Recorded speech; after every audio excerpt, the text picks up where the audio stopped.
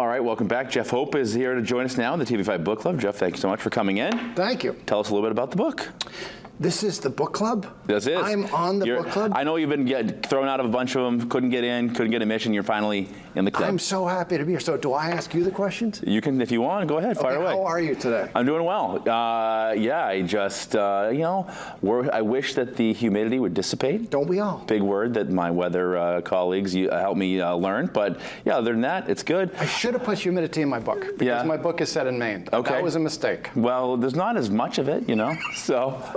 So the book is set in Maine, in mid-coast Maine, in the 1970s, and it's about two brothers. And their big deal in life is this pre-internet. They want to be James Bond. They want to be professional spies. But this isn't one of those books where they become spies. This is more it's all real stuff that can really happen. So it's kind of their quest. It's like, we can do this.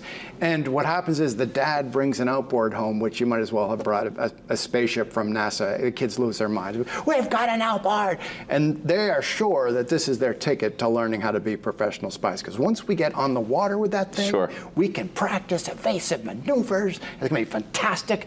And mom is like, you'll chop your foot off. It's like you'll shoot your eye out in that movie. And it's very much similar to that. So a lot of their days and nights are spent plotting in this secret club that they have, this JBS Society, secret club. I can't even believe I told you about that. Okay, well, mom's the word. That goes for you out there as well. Anything in this book based in reality? Oh, absolutely. Matter of fact, there's this one thing. Let me ask you, Brian, have you ever been to a party and you're so bored out of your mind, you think that this person, you might actually die because you can feel your heart is starting to slow down? Sure, yes. Okay, yeah. So imagine you walk into that party and as soon as you get there, you can sense from like 30 feet away, oh no, that guy is boring. I got to stay away from that guy. Yeah, okay. Wouldn't that be cool? Yeah. I had that superpower as a kid. I really did. So here's what happened. My grandfather was a professional farmer.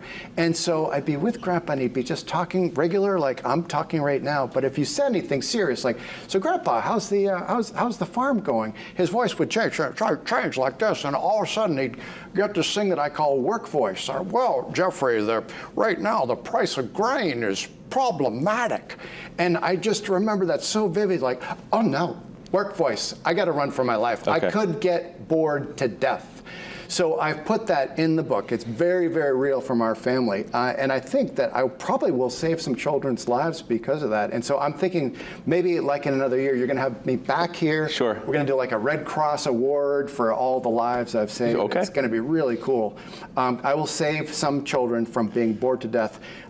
My father still has work voice, and I'm allowed to say this, to this day. And I just learned last week, this is really horrifying. My wife said, you have it too. Yeah. And I was pretty saddened, so obviously I'm seeking professional help on that work voice. Well, good. Am I boring you to death? I think, well, no, my radar's not going off, so I don't know if I have it or if you have to achieve it or if you're born with it. Let's not bring my wife in. Yeah, that's good. There is real spies don't use rowboats. They need an outboard, right? Exactly. So this is what would be the first of a couple of many? It is. I'm hoping to do, I've guaranteed in my brain I'm going to do 3, but I might do more. I'm going to bring a shark into the next one. Okay. A shark's going to come into town and just scare the heck out of people. I'm not going to chomp on anybody or eat anybody up, but that's going to be book 2. Now, I know you mentioned that some of that stuff is based in reality, but you as a kid, is James Bond like what you were fascinated with? Times a million. Yeah. Times a million.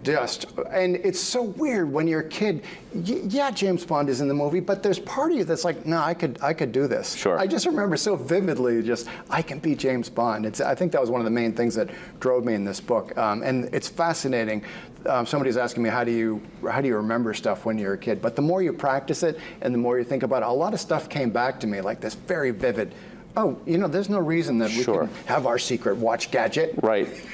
Somebody's going to invent it. Of course, and look, now you've actually got one. Now you actually have one. I can talk to people on this watch. It is wild. If you want to hang out with Jeff, and why wouldn't you, right? No boring radars here. Book signing this Saturday at the Briar Patch at 2 o'clock. Thank you very much. And jeffreyhope.com would be the website. That's the website, and the book is available at Briar Patch or on Amazon.com, which maybe you've heard of that too. I have, indeed. Prime Day coming up. That's big. That's what they tell me. Thank you so much for spending some time with us. Can't wait for the sequel.